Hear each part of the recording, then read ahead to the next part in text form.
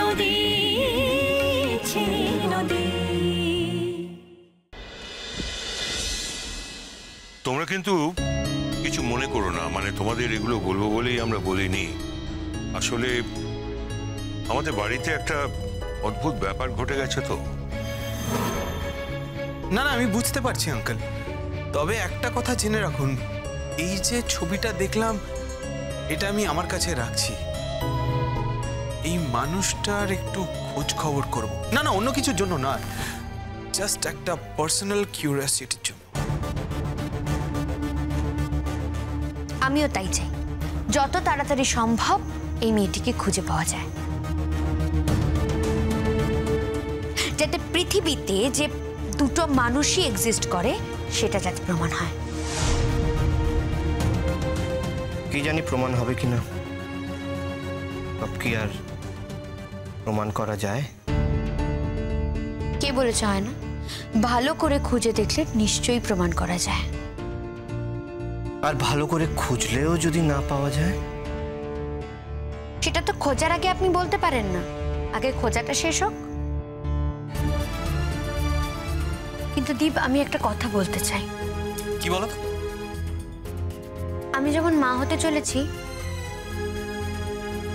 তেমন মেঘলাও মা হতে চলেছে। আমার তো ইনিশিয়াল স্টেজ, আর মেঘলার অ্যাডভান্স।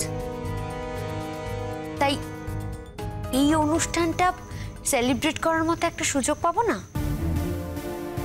মেঘলার তো 7 হয়ে গেছে, আবার এর পরের 7টার জন্য কয়েকটা দিন ওয়েট করতে হবে। তখন তোমরা আসবে, নিশ্চয়ই আসবে। দেখুন, বাড়িতে মা আছে, মাথার উপরে বাবা আছেন, মা বাবারও তো ইচ্ছে করে যে একটা অনুষ্ঠান করতে। তাই যদি মেঘলা, মানে আপনারা যদি আমাদের বাড়িতে আসেন তো আমরা একটু বাড়িতে আয়োজন করতে পারি, মানে কি পারি না দীপ?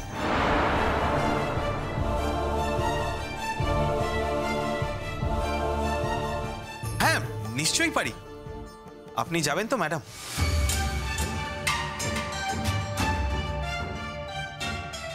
হ্যাঁ, মেঘলা যেতেই পারে, কিন্তু আমি তো আবার শুনেছি যে এই অনুষ্ঠানটা শুধু মেয়েরাই ইনভাইটেড, ছেলেদের ইনভিটেশন থাকে না।